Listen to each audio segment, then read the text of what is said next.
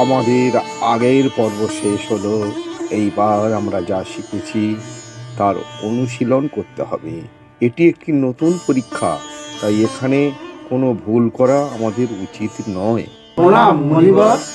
সর্বদা দয়ালু হও। বলো, তোমাদের আগমনের উদ্দেশ্য কি? নাট্যশাস্ত্র লেখার পর থেকে আমাদের মনে অনেক প্রশ্নের উদয় হয়েছে। সেই সব প্রশ্নের উত্তরগুলো জানতে আমরা আপনার কাছে এসেছি। বলো, বিনা দ্বিধায় তোমাদের মনে উদয় হওয়া প্রশ্নগুলি এখানে উত্থাপন করো। গুরুদেব, কিভাবে নাট্যশাস্ত্রের উৎপত্তি হলো? এই নাট্যশাস্ত্রের উদ্দেশ্যই বা কি? তুমি খুব ভালো প্রশ্ন জিজ্ঞাসা করেছো। এই প্রশ্নটি কেবল নাটকের জন্যই নয়, এ আমাদের জীবনের সঙ্গে যুক্ত। ত্রেতা যুগের পর থেকে মানুষের মধ্যে লোভ বড় বেশি প্রকট হয়ে ওঠে। পাপ আর সংঘাতের দিকে মানুষ এগিয়ে যাবার প্রবণতা দেখা যায়। তখন ইন্দ্র ব্রহ্মার কাছে প্রার্থনা করলেন এমন একটি মাধ্যম তৈরি করতে, যা দৃশ্যমান্যতা আর শ্রবণ শক্তিকে সঙ্গে নিয়ে মানব জাতিকে ধর্ম, অর্থ, কাম এবং মোক্ষের পথে নিয়ে যেতে পারে। ইন্দ্রের অনুরোধে ব্রহ্মা তৈরি করলেন নাট্যবেদ। তার প্রায়োগিক দিক হলো এই নাট্যশাস্ত্র। সাধু সাধু। মুনিবর, আমরা তো জানি বেদ হলো সকল জ্ঞানের ভান্ডার। জগতের সকল রহস্যই তো বেদে লুকিয়ে আছে। সুতরাং বেদগুলোই তো আমাদের জন্য যথেষ্টই ছিল। তাহলে কেন এই নতুন বেদ সৃষ্টি করা হলো? নতুন বেদ সৃষ্টি করা হলো কারণ সমস্ত মানুষকে সব কিছু সহজে বোঝাবার ব্যবস্থা করতে হবে। মনে রাখতে হবে, একমাত্র নাটকের মাধ্যমে আমরা সাধারণ মানুষকে শিক্ষা ও ধর্মের পথে এগিয়ে নিয়ে যেতে পারি। তাই এই শুভ উদ্দেশ্য অর্জন করার জন্য স্বয়ং ব্রহ্মা 4টি বেদকে এক করে নাট্যবেদ রচনা করেন। 4টি বেদের তত্ত্ব ও উপাদানগুলো নিয়ে কি করে নাট্যবেদ রচিত হলো গুরুদেব? আপনি একটু বিস্তারিত বলুন।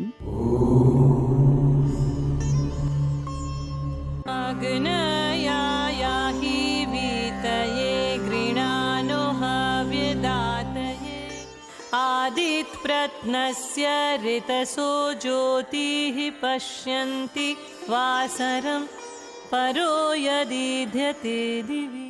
এই যে গানটি শুনলে তোমরা, এটি সামবেদের গান।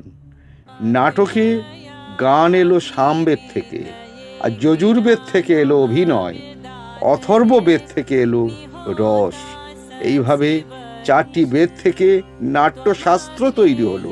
গুরুদেব, আরও একটি প্রশ্ন আছে, কেবল দেবতাদের জন্যই কি নাটক তৈরি হয়েছে? না না না, তা নয়। সকলেই নাটক করতে পারে। নাটকের মধ্যে সমস্ত আচার দেখানো হয়েছে। এই গ্রন্থটি 3টি পৃথিবীর বর্ণনা দেয়।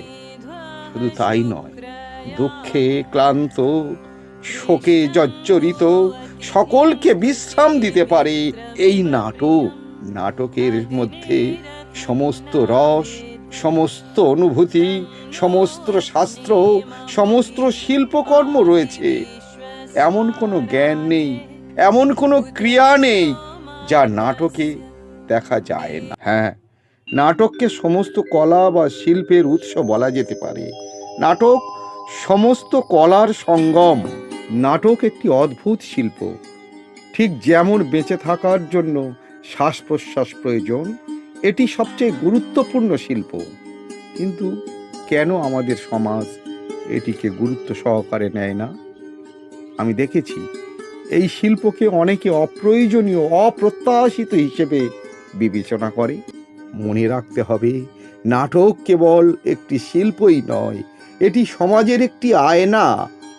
এটি সত্যের পথে, মানবতার পথে মানুষকে এগিয়ে নিয়ে যায়।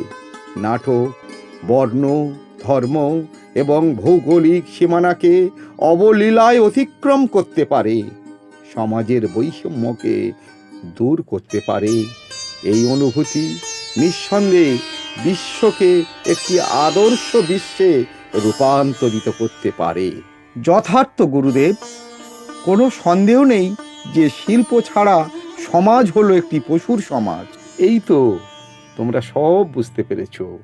শিল্প হলো সমাজের একটি গুরুত্বপূর্ণ অংশ। শিল্প আর শিল্পীকে সম্মান দেওয়ার জন্য এই পঞ্চম বেদ সৃষ্টি করা হয়েছে।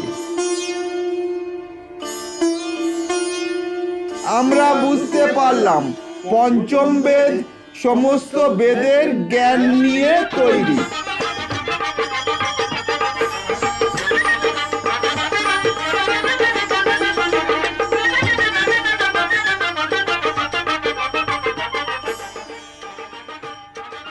তাপসবৃন্দ, আমার নাট্যশিল্পীরা তোমাদের স্বাগত জানাতে প্রস্তুত। তোমাদের জন্যই তারা অপেক্ষা করছে।